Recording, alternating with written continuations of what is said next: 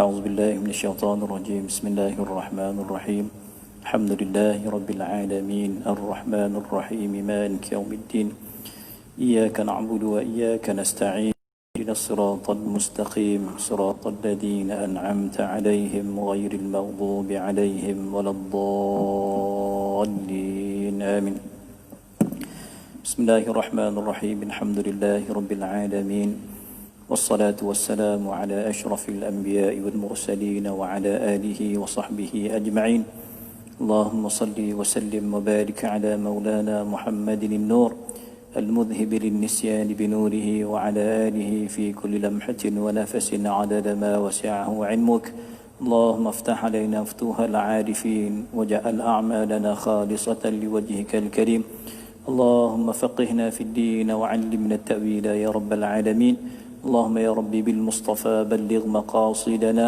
واغفر لنا ما مضى يا واسع الكرم والحمد لله رب العالمين أما بعد Assalamualaikum warahmatullahi wabarakatuh. Alhamdulillah pada seluruh pimpinan Al-Imam Tuan Bilal Masjid Husain, datuk-datuk muslimin serta muslimat yang dirahmati Allah Subhanahu wa taala sekalian. Apa khabar tuan-tuan?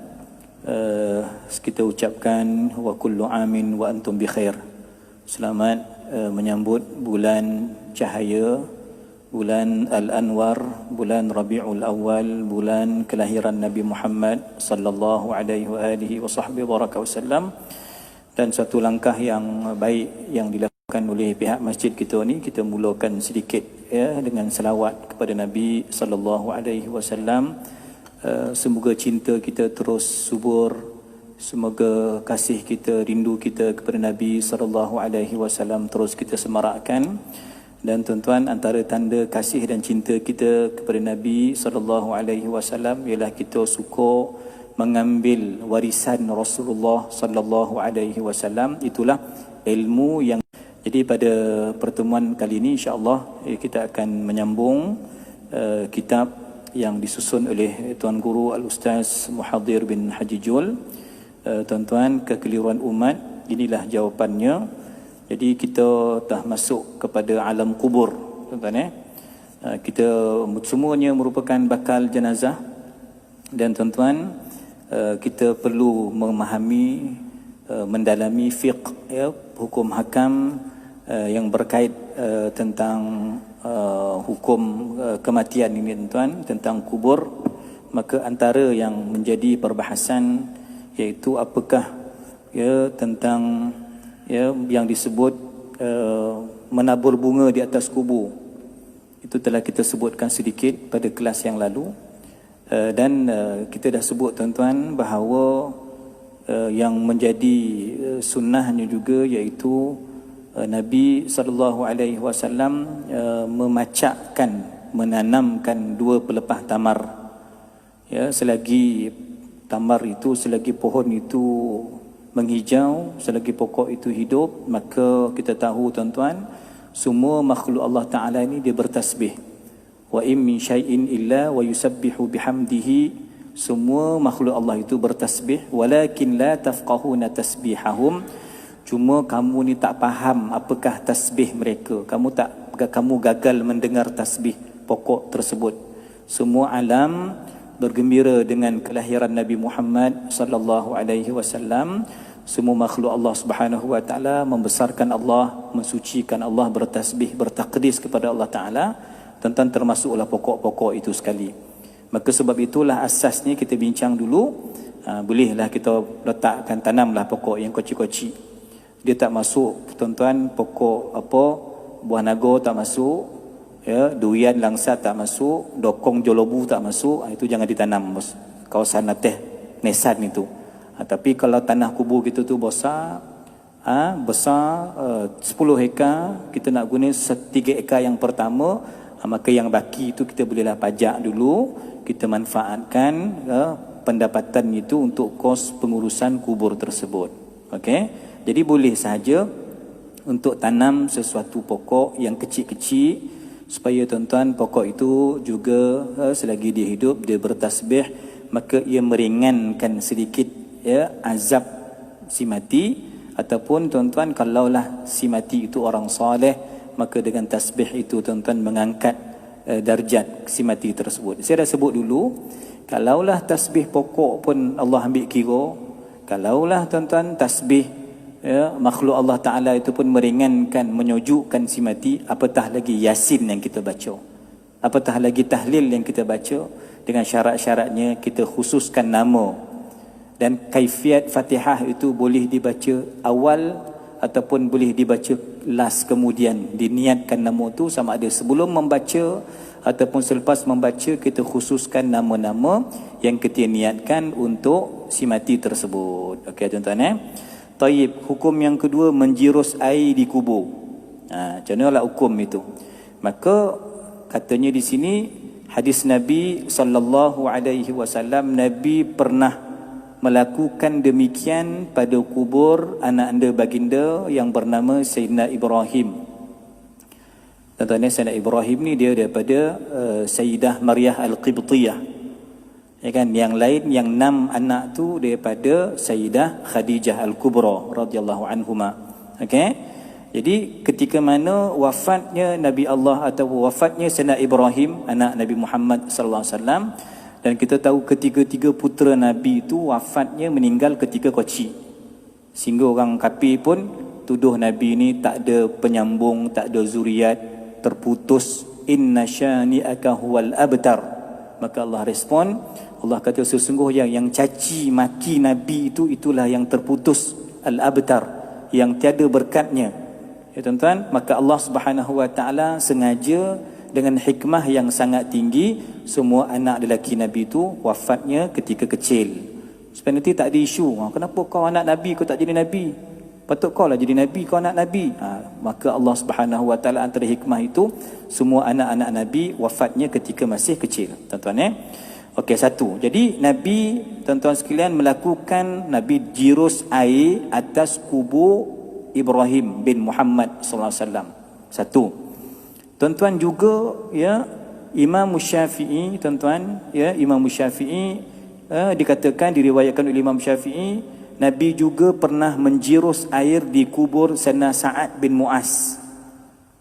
Ini dua dalil yang mengatakan keharusan kalau kita biasa orang Melayu ni, dia bawa lah air 1 jug, rais tabung, dia bawa lah air 1 jug, tuan-tuan maka disimbahlah air itu, disiramlah air itu selepas talqin contohnya. Macam mana nak teruskan ke nak batalkan, itu terpulang tuan-tuan. Dalil ada, kalau nak buat boleh buat, sebab Nabi SAW pernah buat perkara itu kepada Ibrahim putera baginda SAW sendiri, dan Nabi pernah buat kepada sahabat baginda yang namanya Sa'ad bin Mu'az. Tuan-tuan, Nabi pernah buat kepada Sayyidina Sa'ad perkara yang sama, Nabi jirus air. Okey, boleh je. Taib. Nabi SAW telah memerintahkan menjirus air pada kubur Sayyidina Uthman bin Maz'un. Siapa tuan-tuan Uthman bin Maz'un? Uthman bin Maz'un ini ialah orang pertama yang dimakamkan di Baqi'. Okey, sila ingat tuan-tuan, bukan Uthman bin Affan. Sayyidina Uthman bin Affan hidup lagi masa tu. Sahabat pertama yang dimakamkan di Jannatul Baqi', syurga Al-Baqi', kubur Al-Baqi', itulah Uthman bin Maz'un, yang merupakan adik susuan Nabi sallallahu alaihi wasallam. Tuan-tuan itu cerita Uthman bin Maz'un ini adik susuan Nabi.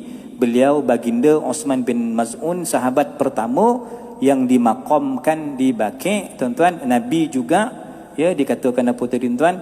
Nabi juga pernah menjirus air di kubur Sayyidina Uthman bin Maz'un radhiyallahu anhu. Jadi cukup kuatlah dalil kita, ada tiga dalil, 3 manusia, 3 insan yang bertuah kerana tangan Nabi SAW sendiri yang menjiruskan air di kuburan mereka.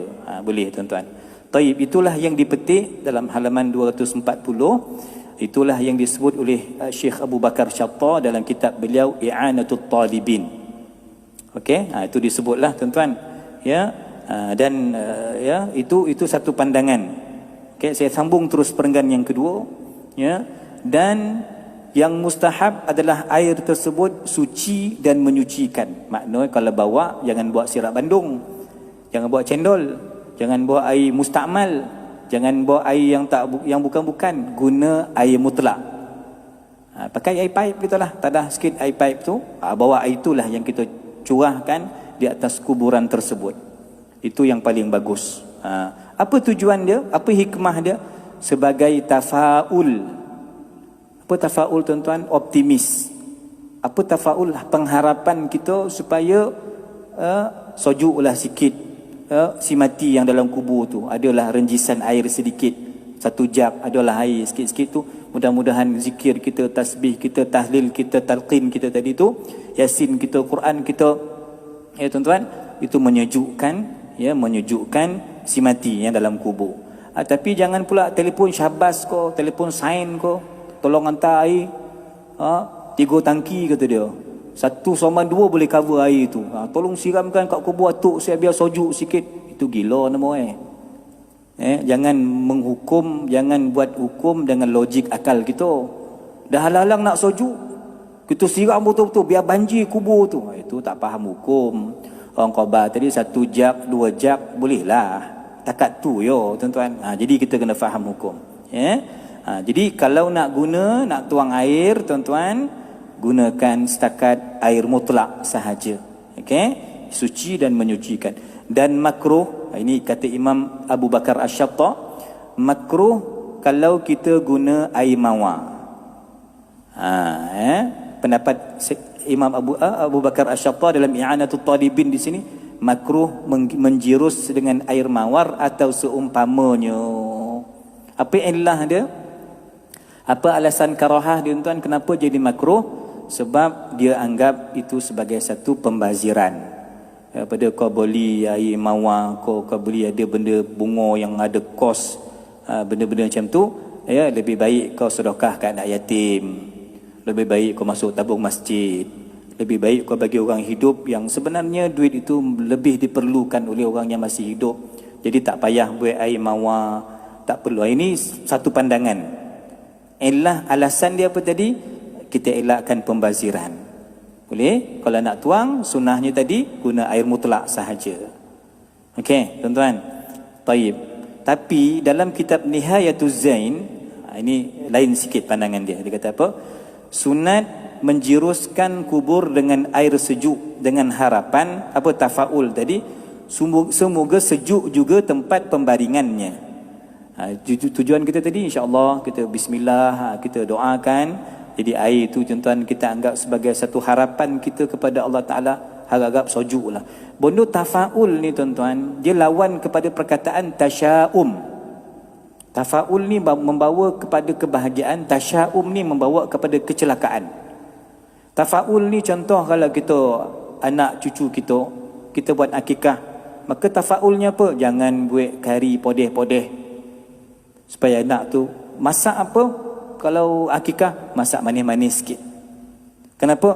Biar akhlak budak tu manis. Itu namanya tafaul.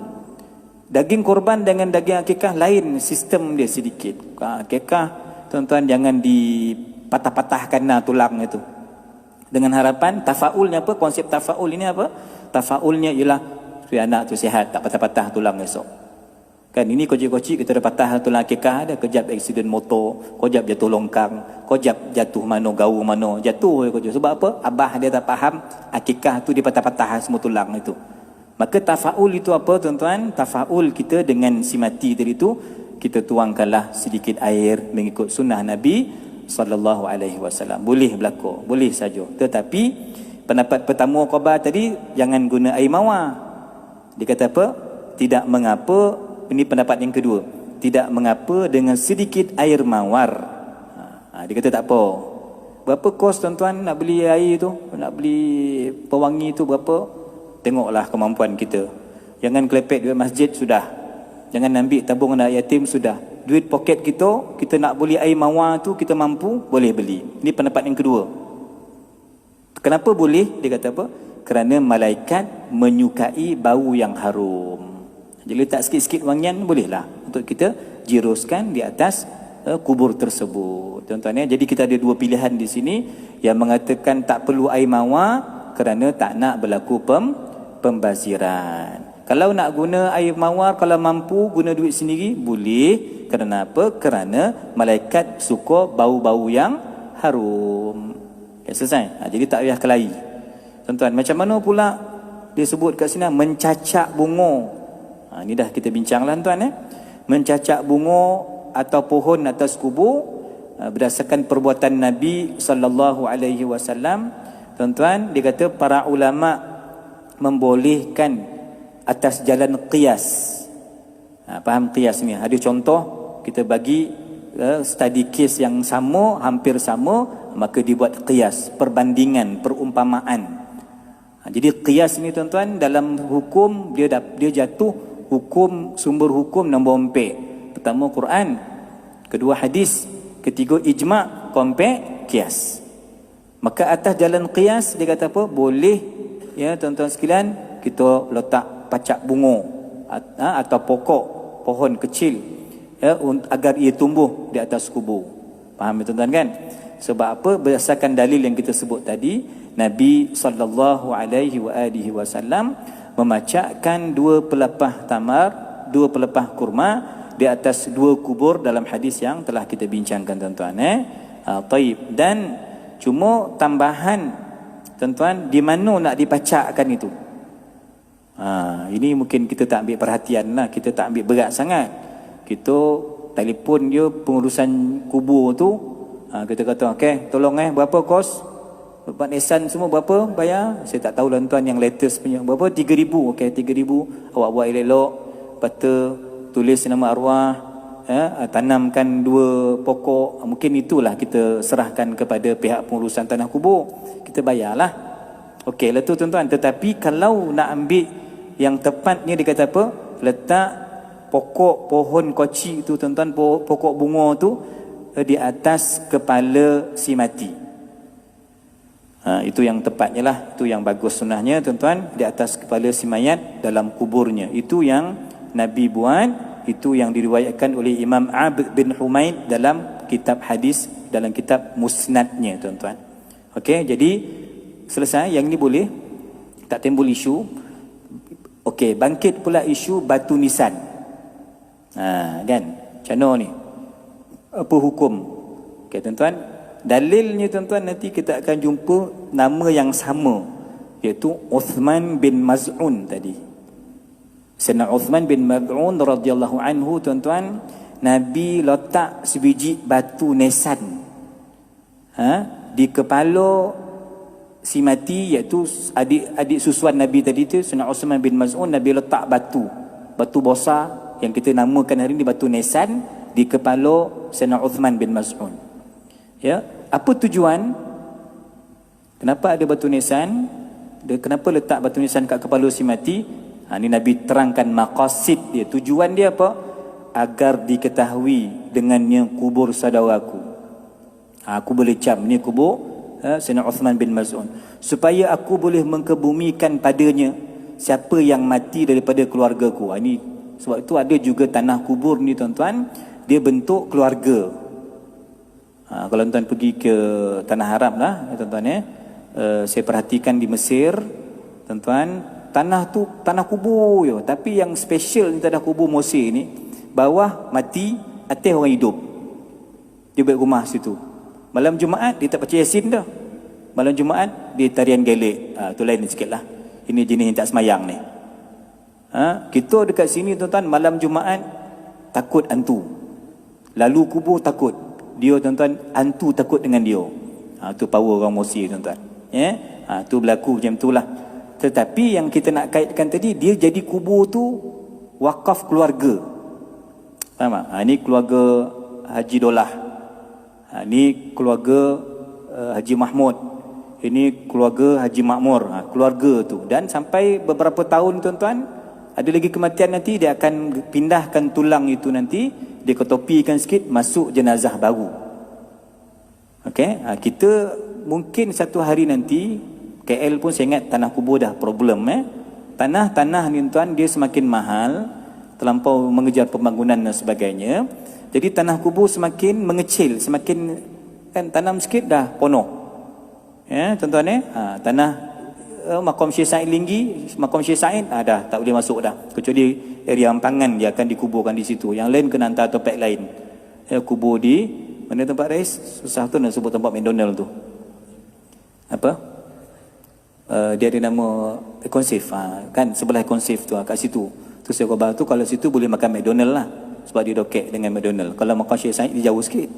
Tuan-tuan ni, taib. Jadi maknanya, ya, kalau di Mesir ataupun kita tengok tuan-tuan, Mesir pakai batu nisan. Mesir ni tuan-tuan kubur dia, ni pandangan yang saya perhatikan lah, ya, duduk 7 tahun di Mesir. Kemudian saya pun dah ulang alik tiap-tiap tahun ke Mesir. Maulid, haul saya tiap-tiap tahun poi dah ni. Dah mungkin kali ke-8, kali ke-9 pun saya tak ingat dah. Tiap-tiap tahun ulang alik ke Mesir.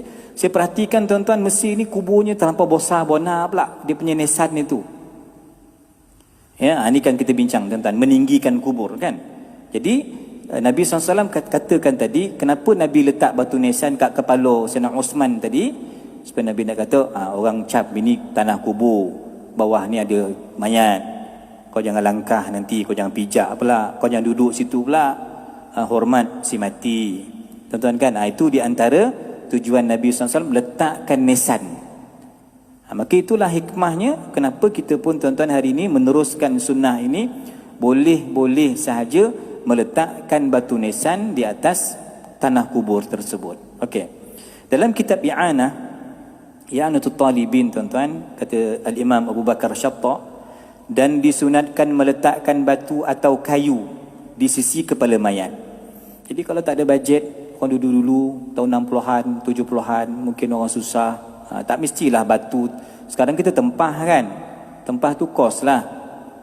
Jadi kita kalau mampu tak membabitkan hak orang lain, memang ya, kalau kata harta si mati lah, dah tolak utang, dah uruskan badal haji. Badal haji tuan-tuan kena tengok juga. Kalau si mati belum pergi haji, duit simpanan tu yang ditinggalkan tu, settlekan haji dia dulu. Settlekan hutang manusia, settlekan hutang dengan Allah, apa dia? Haji. Okey, settlekan yang itu dulu, pengurusan jenazah dia, settlekan. Okey, berapa kos yang perlu kita uruskan kepada khairat kematian? Kan khairat begitu juga masalah juga khairat ni. Time bayar lihat. Tak bayar berapa tak bayar dah. 3 tahun setengah. Time mati bukan main dia yang klaim awal lah.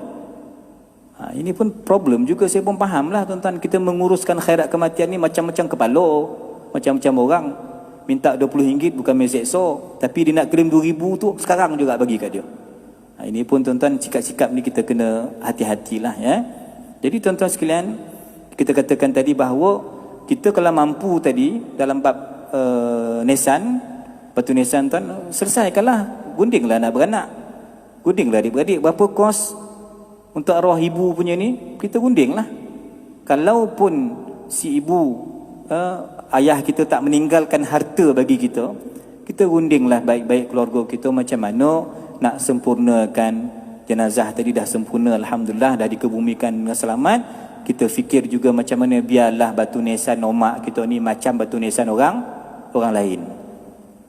Takkan tuan-tuan sanggup pergi tanah kubur tuan, omak kita pacak pakai botol dia pula Cina. Orang lain elok batu nisan dia tu. Dari sudut tu pun tak senonoh lah orang mana. Tak senonoh dari sudut akal, dari sudut logik, dari sudut tuan-tuan perasaan itu macam tak ada perasaan pula anak dia. Tak ada rasa ke mak dia, ayah dia kubur macam tu, tak ada nisan, tak nak juga. Jadi kita boleh buat tuan-tuan kadar yang dibenarkan oleh syarak tuan-tuan. Letaklah nisan. Kalau ada batu, sekarang kita standard pakai batulah semua. Kalau di kubur di kampung-kampung mungkin pakai kayu, pakailah kayu, tak apalah, yang penting ada tanduk. Kerana bahawasanya Nabi sallallahu alaihi wa alihi wa sahbihi wa baraka wasallam meletakkan sebiji batu besar di kepala Sayyidina Uthman bin Mad'un radhiyallahu an, dan Nabi SAW, hadis yang sama tuan, apa tadi? Supaya orang tahu ini kubur adik aku, adik susuan aku ni. Ini kubur tuan-tuan. Jadi itu perkara yang berlaku. Saya ingat tuan-tuan, kami 5 tahun lepas mesyuarat fatwa, tanah kubur ni akan masuk dalam mesyuarat fatwa. Tuan-tuan, apa isu dia? Isu ada satu kubur ataupun 2 kubur atas bukit di Jolobu tu. Tuan-tuan, dekat kubur tu ada pula Tok Pekong. Tok Pekong tu tuan-tuan faham lah, ada Tok Pekong. Dan Tok Pekong tu pun dia macam mu'alaf sikit, macam masuk Islam lah konon-konon ni. Ada kopiah. Kat Tok Pekong tu ada kopiah, ada tasbih. Kat situ dia orang pun puja minta nombor ekor. Dan dikatakan kubur itu dia lebih kurang 200-300 tahun yang lepas, seorang qadi, orang alim yang menyebarkan Islam di daerah Jolobu. Jadi kita kata dalam putusan Sahih bersama Datuk Mufti dan mesyuarat fatwa yang bersidang hari itu, kita kata Tok Pekong ni kena roboh lah. Ni tanah kubur orang Islam, tak bukit. Kena hormatlah kubur Islam. Mana pula orang puja kubur sebelah Tok Pekong. Dia dua dalam satu lah tu. Ni macam ayah pin ni kan. Buddha pun dia kapur, Islam pun dia kapur. Yang penting nombor ekor first prize punya naik, main juta punya. Dah lah ulang alik macam-macam bangsa. Sama juga tuan-tuan, kalau tuan-tuan, saya dah 2 kali pergi Pulau Melaka. Pulau Melaka sekali saya pergi dengan Tugu Besar Tampin. Rombongan Tugu Besar Tampin. Sekali dengan Jabatan Mufti. Memang tuan-tuan, kubur-kubur wali tu kalau tak berjaga betul-betul tuan-tuan, habis semua colok, semua disembah dia apa. Kita tak nak kubur wali kita, kubur Nabi kita disembah begitu. Itu syirik. Kan tuan-tuan ya? Jadi balik kata cerita apa tadi? Di Jolobu ni. Jadi kita putuskan, kita cadangkan pihak berkuasa tempatan, pihak majlis daerah ke, pejabat daerah ke, ceklah status tanah. Dan keluarkanlah Tok Pekong tu, pindahlah ke tempat lain supaya kita boleh bolo kubur tu elok dan jadikan itu sebagai kubur seorang tokoh, seorang ulama yang perlu dimuliakan. Kubur walaupun dia bukan wali sekalipun, si mati tu walaupun siapa pun tetap kita kena muliakan dia. Walaqad karramna bani Adam. Allah kata sesungguhnya kami muliakan Bani Adam, anak Adam. Kita hidup ni Allah muliakan kita. Kita mati pun tuan-tuan, esok jenazah kita tak boleh dipatah-patahkan, tak boleh buat kasar-kasar dengan jenazah tu kan. Pengurusan jenazah fahamlah. Bila-bila 5 imam kita fahamlah. Buat selembut yang mungkin sendi tu nak dilembutkan. Allah muliakan kita lepas kita mati. Dalam kubur pun tuan-tuan, Allah muliakan kita. Tak boleh dipijak, tak boleh dilangkah kubur tu. Kan tuan-tuan. Jadi keputusan mesyuarat ketika itu kata, cari mana geran tanah tu nanti, keluarkan Tok Pekong. Okey, setujulah, kita ingat-ingat, settle lah masalah. Tahunnya keluar pula keputusan baru, Tok Pekong tu khabar, tanah tu dia punya. Habislah wayang. Apa maksud tuan-tuan? Cina tu kata dia dah beli tanah tu. Bermaksud kubur itulah yang kita terpaksa pindahkan ke tanah perkuburan yang lain. Sedangkan dan si mati tu dikenal dengan seorang qadi, seorang ulama yang meninggal seingat sekitar 200-300 tahun yang lepas. Tapi nak cerita begitulah keadaan tentang tanah kubur kadang-kadang perlu dipindahkan. Perlu dipindahkan di atas sebab-sebab yang tertentu, tuan-tuan. Taib. Macam mana pula isu yang kelima, kita tinggikan kubur. Tuan-tuan boleh ke tak boleh? Jawapan simple je yang penulis kita Ustaz Muhadir kata harus. Apa asas harus tuan-tuan? Sama juga. Dalilnya iaitu kubur Sayyidina Uthman bin Maz'un radhiyallahu an. Dalilnya sama. Kenapa tuan-tuan? Sayyidina Uthman ni tuan-tuan, dia ni ketika wafat tapi Nabi letak batu besar. Batu besar ni tuan-tuan berat, besar, dan sehinggakan sahabat yang bernama Zaid bin Harithah radhiyallahu an. Tuan-tuan kena ingat nama Zaid ini nama penting. Kenapa penting tuan? Sebab Zaid ni nama dia jangan ada dalam Quran. Abu Bakar tak ada, Umar tak ada, Osman tak ada, Ali tak ada dalam Quran. Yang ada Zaid. Falamma qada Zaidum minha wataran zawajnakaha dalam suratul Ahzab. Sebab apa Zaid ini tuan-tuan dia terlibat dalam isu anak angkat. Maka nama Zaid Allah simpan dalam Quran. Tuan-tuan, Zaid ibnu Harisah radhiyallahu anhu. Jadi dalam kes ini kubur Sayyidina Osman, tapi tuan Sayyidina Zaid khabar, Sayyidina Zaid bin Harisah khabar, kami tahu siapa di antara kami yang paling kuat untuk menganjak batu tersebut ke atas kubur Osman bin Maz'un. Artinya batu tu besar. Nak kata besar pemeluk ke, tinggi, agak tinggi batu tu tuan-tuan. Kenapa kita kata tinggi? Okey, saya ambil tulisan Habib Umar tuan-tuan di sini, dia kata apa? Tentang hukum binaan atas kubur. Ini faham betul-betul binaan. Tuan-tuan, Jadi dia ada dua keadaan. Satu, ya, sekiranya ia dibina, binaan itu, tuan-tuan buat kopong sikit kubur tu. Kopong kita sekarang, nisan kita kepung tu supaya dia punya tanah tu tak jatuh. Tujuan kita itu je.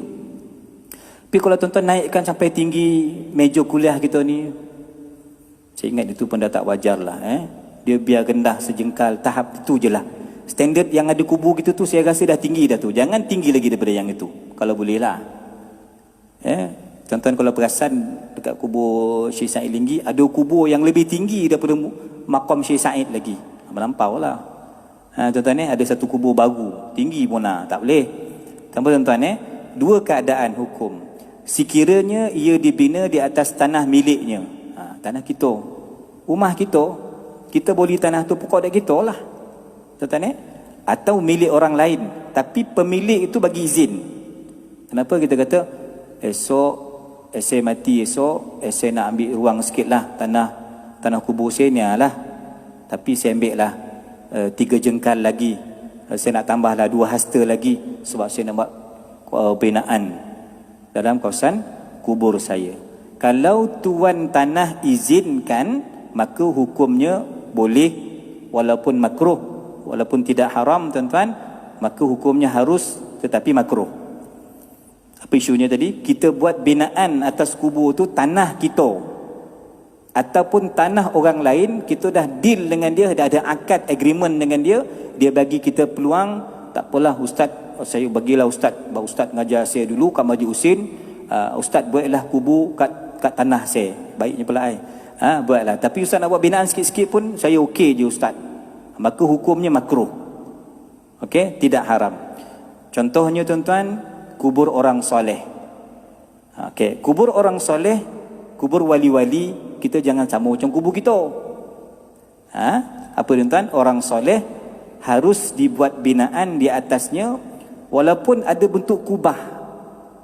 Ada kubah tuan-tuan, ya. Tujuan apa buat kubah dekat kubur-kubur orang soleh ni? Tuan-tuan perasan dekat kubur Syekh Said Linggi ada kubah tak? Tak ada. Dikepung dengan tu je, dengan pagar tu je. Sebab kalau tak kopong, orang masuk. Orang masuk tuan-tuan, yang nak dicabut kepala knesan tu, yang nak dicabut nama Syekh Said tu, ambil berkat. Yang nak akan disondol kepala dia pula kat kubur tu, kan susah. Sebab tu kena pagar. Faham tuan-tuan? Itu tujuan pagar. Kang nanti kang yang tim-tim yang ta'asub ni pergi pula, orang suruh tawasul dengan ahli kubur, dia pergi minta nombor ekor kat situ pula, dah dia tikam kono pula tu yang banyak masalah tu kan. Tuan-tuan dia nak tikam nombor ni 2 yo, pergi kat kubur wali, kemudian yang kedua tengok nombor plate kereta imam, tu biasa naik tu nombor tu, kan tuan-tuan. Jadi untuk kubur orang soleh, dia kata apa?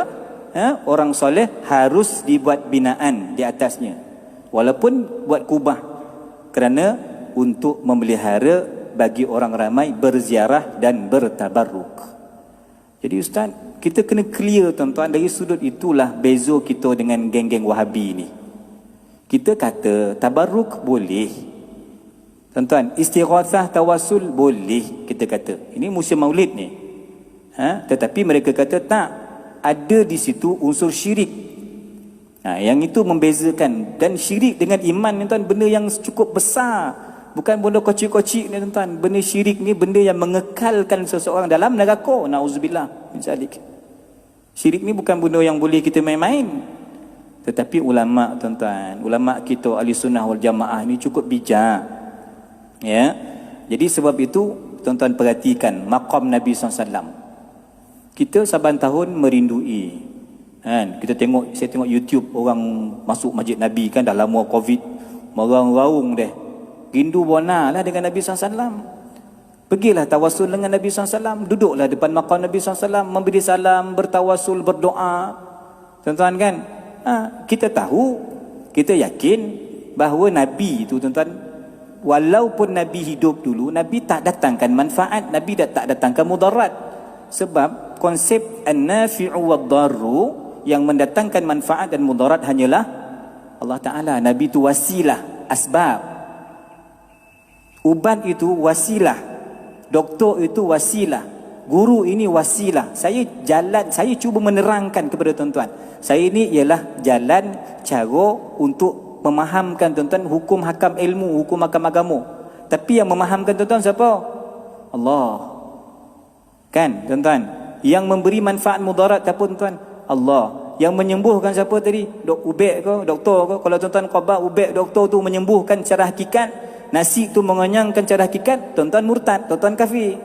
Tapi kita kata tak, nasi itu alat. Sebab nak kenyang pun olah makan. Kan? Tapi hakikat yang mengenyangkan kita Allah. Sebab itulah tuan-tuan beza kita tawassul. Kita bertawassul kepada para aulia illahi salihin. Saya lajakkan sikit 5 minit Tuan-tuan, kita tuan-tuan pergi ke kubur-kubur itu, jangan jadi penyembah kubur. Itu penyembah kubur lain. Penyembah kubur ni dia sujud pada kubur. Dia iktikad ahli kubur tu yang bagi manfaat kat dia. Itu rosaklah akidah dia. Tapi tuan-tuan tengok, kita ziarah maqam Nabi sallallahu alaihi wasallam, al-anwar wal asrar wal nafahat wal fuyudat, limpahan, kurniaan, khusyuk, rindu, cinta, tangisan, tuan-tuan, itu di maqam Nabi SAW. Kita rasa macam tu. Kenapa tuan-tuan? Kemuliaan, cahaya, kehebatan Nabi SAW tu kekal ketika baginda hidup dan selepas kewafatan baginda SAW. Begitu juga dengan maqam para sahabat. 2 sahabat itu kita ziarah, Sayyidina Abu Bakar, Sayyidina Umar, kita ziarah. Kita naik ke Baqi'. Tadi Sayyidina Osman bin Mas'un, Baqi' Ahlul Bait, Imam Malik, ulama-ulama, Imam Ja'far Shadiq, tuan-tuan, semua itu di Baqi'. Kita pergi ke Uhud. Uhud siapa ada? Sayyidina Hamzah. Tuan-tuan, itu semua tuan-tuan, kita pergi ke kuburan mereka, maqam mereka tuan-tuan. Satu, mengingatkan kita akan jadi bakal jenazah. Yang kedua tuan-tuan, kita bertabaruk atas kemuliaan mereka. Tuan-tuan tahu apa sejarah Sayyidina Abu Ayyub Al-Ansari? Sayyidina Abu Ayyub syahidnya di mana tuan-tuan? Konstantinia, iaitu di Turki. Kita sebut hari ini dekat mana Konstantinia ni? Kita sebut hari ini di payah benar saya nak ingat nama tu lah, Istanbul. Dia syahid dekat situ dan dia bosan, mana dan mati tanam dan dekat situ. Dan hari ini Istanbul itu tuan-tuan, maqam Abu Ayyub Al-Ansari di situ. Orang Turki yang ada akidah, dia kata kita sakit, kita pergi maqam Sayyidina Abu Ayyub Al-Ansari, bertawassul dengan kemuliaan dia, khadim Nabi SAW itu, maka Allah sembuhkan penyakit kita dengan izin Allah, dengan kemuliaan keberkatan Abu Ayyub Al-Ansari. Orang-orang Baghdad tuan-tuan pergi ke maqam Ma'ruf Al-Karhi, seorang wali besar yang asal keluarganya Kristian. Ketika mana keluarganya menghantar Ma'ruf ini ketika budak dihantar tuition mengaji kafa dengan padri sosah dia. Padri kata, "Qul salisu salasa." Tuhan itu 3. Ma'ruf, Tuhan itu 3. Ma'ruf kata tak. "Qul huwallahu ahad." Tuhan itu Esa. Dia sosah budak tu tuan-tuan. Dan ringkas cerita, Ma'ruf Al-Karhi dia kekal dengan akidah, dia budak lagi, dan kedua ibu bapanya yang Kristian tadi masuk Islam. Meninggalnya Ma'ruf Al-Karhi tuan-tuan setelah menaburkan jasa dia, maka menjadi tempat ziarah orang Baghdad. Imam Junaid Baghdadi, Imam Syafi'i tuan-tuan, Sayyidah Nafisah, Sayyidah Zainab, Sayyidina Al-Husain. Ini tuan-tuan, kalau dari sudut bertabaruk dengan para awliya, maka itulah konsep yang kita kena faham. Sebab itu harus, jawapan dia, membina sedikit kubah, buat kubur, buat sikit binaan pada kubur-kubur wali orang soleh, itu harus tuan-tuan. Ini selesai yang satu. Tayyib. Pendapat yang kedua terakhir untuk malam ni tuan, tadi boleh makruh kalau kubur tu tanah kita punya atau member kita punya yang diizinkan untuk kita membuat binaan. Tetapi tuan-tuan, hukum yang kedua menjadi haram. Kenapa menjadi haram? Kalau tanah kubur tu tanah wakaf. Dan percayalah tuan-tuan, hari ini tanah kubur semua dah wakaf. Semua diwartakan bawah penguasaan pengarah jabatan agama. Itu tuan-tuan kena faham. Tanah kubur kita hari ini semua wakaf. Oleh sebab itu kita tak boleh buat binaan. Kenapa tak boleh buat binaan tuan-tuan? Kalau kita dah sukat tadi, kawasan tanah kubur tu dah sama, kita buat binaan, kita dah ambil ruang member sebelah. Kan? Kita dah ambil tempat orang sebelah. Jadi sebab itu kata fatwa di sini, haram kita membuat binaan atas tanah kubur yang diwakafkan Tanah kubur di mana nanti akan dibuka di Einstein, di mana tempat tuan-tuan akan dibuka Ainsdale, mana tempat di Semandua ni dibuka, tuan-tuan tak boleh kita buat binaan, hukumnya haram kerana ia menyempitkan tanah perkuburan tuan-tuan orang lain. Jadi insya-Allah akan datang kita bincang lagi tuan, lagi kontroversi lagi ni ya, simen binaan tulisan, boleh ke tulis atas nisan tu? Itu kita bincang pelah akan datang. Tuan-tuan, wa kullu amin wa antum bikhair. Selamat menyebut Maulid Nabi SAW. Aqulu qawli hadha wa astaghfirullahal azim li wa lakum. Wassalamu alaikum warahmatullahi wabarakatuh.